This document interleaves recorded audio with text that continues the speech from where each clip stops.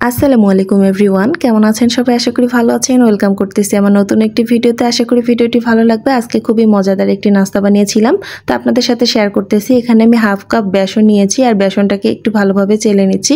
এতে করে দানা দানা যে অংশগুলো আছে এগুলো খুব সুন্দরভাবে চেলে নেওয়া যাবে আর একদম সুন্দর একটা ফিনিশিং আসবে। তো এখানে আমি হাফ কাপ চালের গুঁড়াও দিয়ে দিলাম। এখন হলুদের গুঁড়া দিয়ে দিলাম হাফ চামচের মতো, আর দিয়ে দিচ্ছি স্বাদ মতো লবণ, আর হাফ চামচের মতো দিয়ে দিলাম লাল মরিচের গুঁড়া দিয়ে এখন ভালোভাবে মিশিয়ে নিচ্ছি নেড়েচেড়ে। এখানে অবশ্যই চালের গুঁড়াটা ব্যবহার করবেন, এতে করে আপনার নাস্তাগুলো কিন্তু অনেক ক্রিস্পি হবে আর অনেক সময় ধরে মুচমুচে থাকবে, খেতেও মজা লাগবে। তারপরে আমি রুম টেম্পারেচারে থাকা পানি দিয়ে একটা ব্যাটার তৈরি করে নিচ্ছি। আর দেখেন ব্যাটারটা কতটা স্মুথভাবে তৈরি হয়ে গেছে, কারণ আমি শুরুতে বেসনটাকে চেলে নিয়েছিলাম, সে কারণে ব্যাটারটা অনেকটা স্মুথ হয়ে গিয়েছে। আর আমি একটু একটু করে পানি দিয়ে ব্যাটার তৈরি করে নিলাম, আর ব্যাটারের ঘনত্বটা ঠিক এরকম হবে দেখিয়ে দিলাম। আর এখানে আমি পুঁই শাকের পাতা নিয়েছি। এখানে আমি বেশ কয়েকটা পুঁই শাকের পাতা ধুয়ে পরিষ্কার করে নিয়েছি। এখন বেসনের মধ্যে দিয়ে এপাশ ওপাশ চুবিয়ে আমি তেলের মধ্যে দিয়ে একটু ফ্রাই করে নিব। এই নাস্তাটা হবে কিছুটা বেগুনের মতো। আপনার হাতে 10 মিনিট সময় থাকলে ঝটপট এই নাস্তাটা তৈরি করতে পারবেন। আর কতটা ইউনিক না এই নাস্তাটা, আমার বাচ্চা তো ভীষণ পছন্দ করেছিল। আমি 100% গ্যারান্টি দিয়ে বলতে পারি, আপনারা যদি বাচ্চার সামনে এত ইউনিক একটা নাস্তা উপস্থাপন করতে পারেন, আপনার বাচ্চারা একদম চেটেপুটে খাবে। উল্টিয়ে পাল্টিয়ে এপাশ ওপাশ সুন্দর একটা কালার আসা পর্যন্ত আমি ভেজে নিচ্ছি। আর অল্প তেলেই কিন্তু ভাজতে পারবেন, কোনো সমস্যা নেই। নাস্তাগুলো খুবই ক্রিস্পি হয়েছিল, আর দেখতে পাচ্ছেন কি সুন্দর একটা কালার চলে আসছে।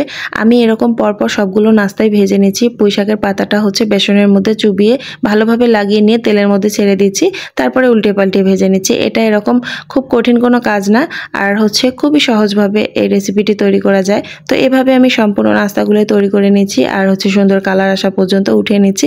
দেখতে পাচ্ছেন আমি কিন্তু ঝটপট করে তৈরি করতে পারতেছি, কারণ এটা করতে একদমই সময় লাগতেছে না। তারপর আমি কিছু ধনিয়া পাতার ডাটা নিয়েছি। ডাটাগুলোকে একটু বেসনের মধ্যে চুবিয়ে দিয়ে সুন্দরভাবে তেলে ছেড়ে দিলাম। এই জিনিসটা খেতে কিন্তু ভীষণ মজা লেগেছিল। যাদের ঘরে বাচ্চা আছে তারা চায় প্রত্যেক দিনে নিত্য নতুন কিছু নাস্তার আইটেম তৈরি করতে, তো আমি বলবো যে আপনারা চাইলে ঝটপট এরকম নাস্তা বানাতে পারেন, কারণ বাচ্চারা কিন্তু প্রত্যেকদিন একঘেয়েমি নাস্তা খেতে খেতে বোর হয়ে যায়, ওরা পছন্দও করে না। তাই আমি চেষ্টা করি আমার বাচ্চাকে নিত্য নতুন নাস্তা বানিয়ে দেওয়ার জন্য। আমার বাচ্চা বেশ মজা করে খায়, আর এতটা মজা করে খায় যে ও আমাকে বারবার বলে, mummy thank you thank you. তখন তো আমার মনে হয় যে আমার এতটুকু বয়সের বাচ্চা আমার নাস্তা খেয়ে সে আমাকে বারবার থ্যাংক ইউ দিচ্ছে, এর থেকে গর্বের আর কি হতে পারে। তো যাই হোক, ধনিয়া পাতার পাকোড়াগুলো তুলে নেওয়ার পরে এখন আমি আবার পুঁই শাকের বেসনে লাগিয়ে পাকোড়াটা দিয়ে দিলাম। পাকোড়া বলেন বা নাস্তা বলেন, যে যেটাই বলেন না কেন, বা পুঁই শাকের বড়া বলতে পারেন, যে যেটাই বলেন, নাস্তাটা কিন্তু খেতে মন্দ না। তো আমার সবগুলো নাস্তাই ভাজা হয়ে গিয়েছে, আপনাদেরকে পরিবেশন করে দেখিয়ে দিচ্ছি কতটা সুন্দর লাগতেছে দেখতে। যতটা না দেখতে সুন্দর লাগতেছে, খেতে কিন্তু ততটাই মজা আর ততটাই মুচমুচে হয়েছিল। আমার রেসিপি আপনাদের কাছে কেমন লেগেছে? যদি ভালো লেগে থাকে অবশ্যই একটা লাইক কমেন্ট শেয়ার করে দিতে ভুলবেন না, ঠিক আছে? আর এই ছোট্ট বোনটাকে সবাই পাশে রাখবেন, কেউ ভুলে যাবেন না, ঠিক আছে? তো আজকে এর মতো বিদায় নিচ্ছি। আল্লাহ হাফেজ।